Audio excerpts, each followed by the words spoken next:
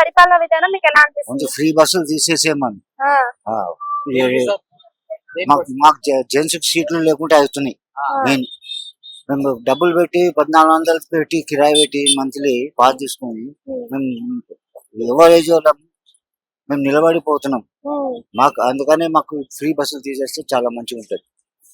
Free బస్సులు working women's కి గానీ కాలేజ్ కి వెళ్ళే ఉమెన్స్ కి ఏదైతే వాళ్ళకి చేసింది కదా.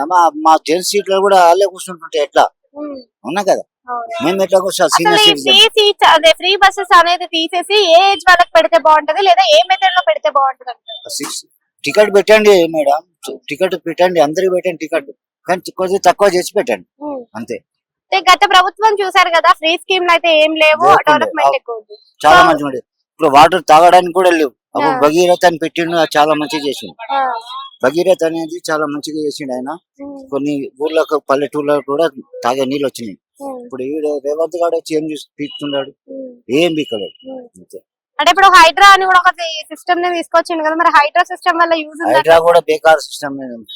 గరీబ్ వాళ్ళంతా రోడ్ల మీద పడిపోతుడు. ఉన్న గుడిసెలు బీకేసి ఇల్లు కట్టిస్తాడు. ఏడా కట్టించినాడు? కేసీఆర్ అయినా కొన్ని ఇల్లు కట్టించినా అవే పంచుతుంది, కానీ ఆడు సున్నా కట్టలేదు.